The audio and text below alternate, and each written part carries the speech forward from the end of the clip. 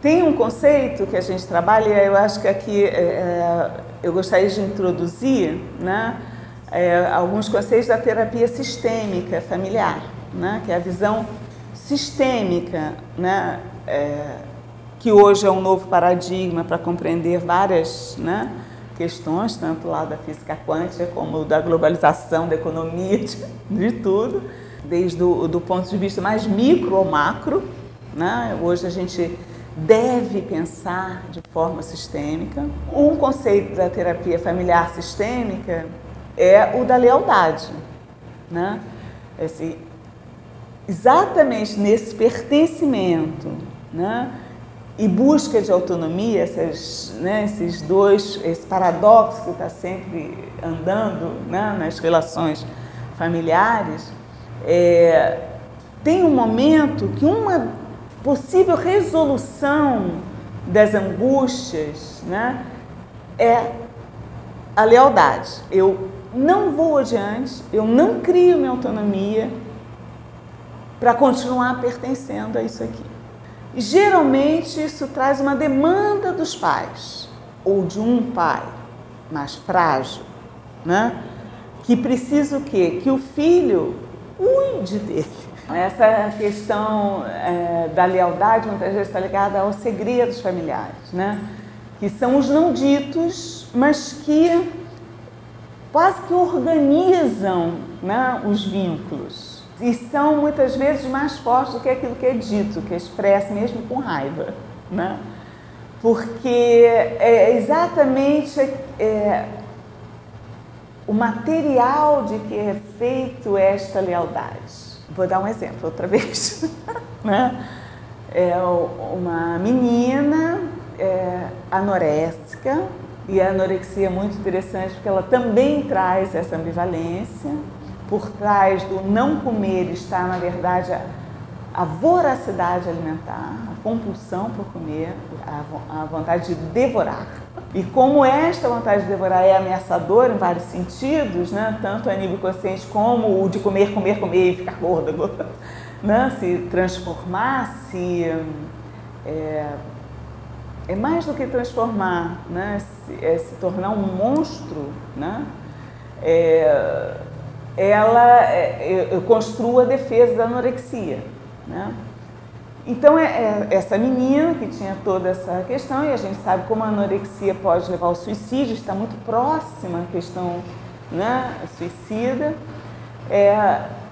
Essa menina uma vez me relata, em análise, que o que mais chocava ela, né, é que nas tentativas de suicídio dela, nos episódios de anorexia, nas brigas com a mãe dela, um dia a mãe dela disse ao espelho do banheiro: eu faço tudo por essa filha, né? E eu gostaria que, meu Deus, de morrer para que ela então possa viver. Ora, o que essa filha estava fazendo? Eu morro para minha mãe poder viver. Né? Então, olha a que ponto chega essa lealdade.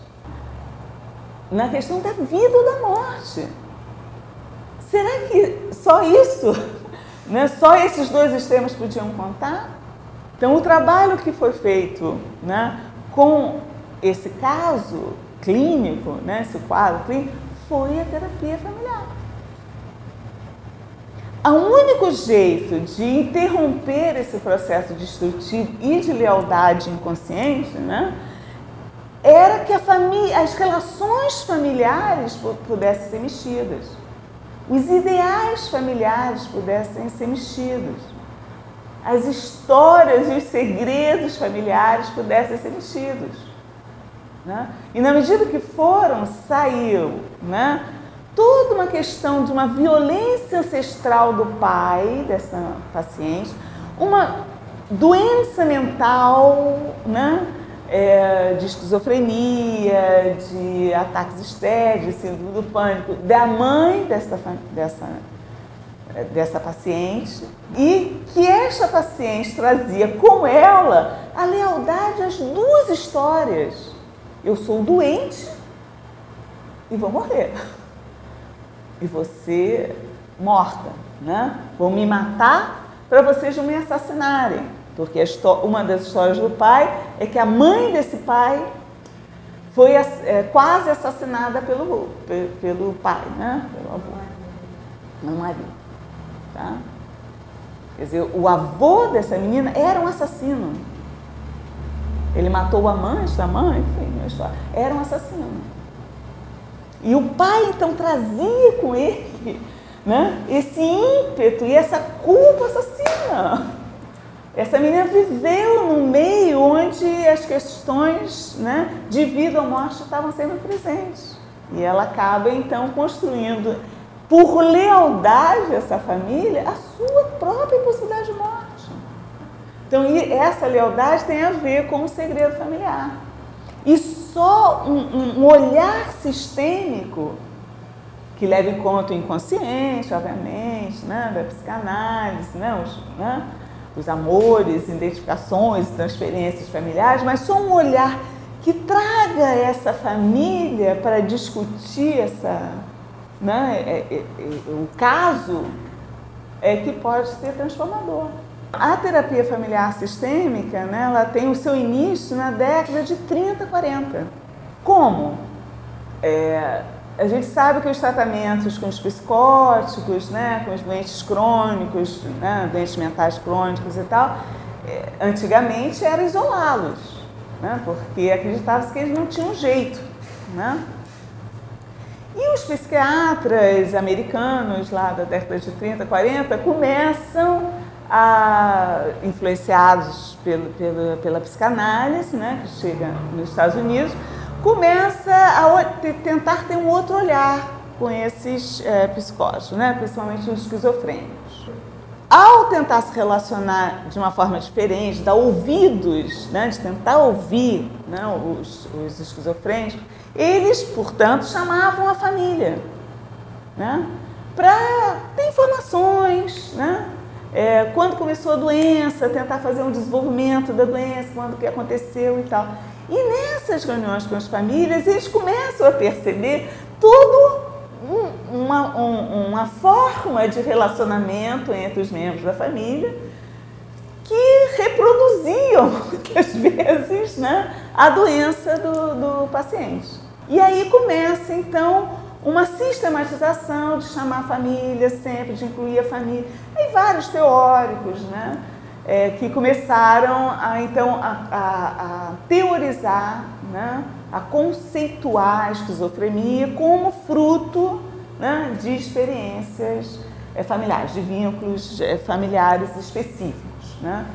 Um deles é o Bowen, né, Murray Bowen, né, que estabelece, muito influenciado pela psicanálise, estabelece um espectro entre um desenvolvimento da singularidade, da autonomia e tal, que vai entre a completa indiferenciação, né, e o que seria completa diferenciação, conquista da autonomia e tal. E que a psicose estaria no começo desse espectro, né, mais perto das indiferenciações.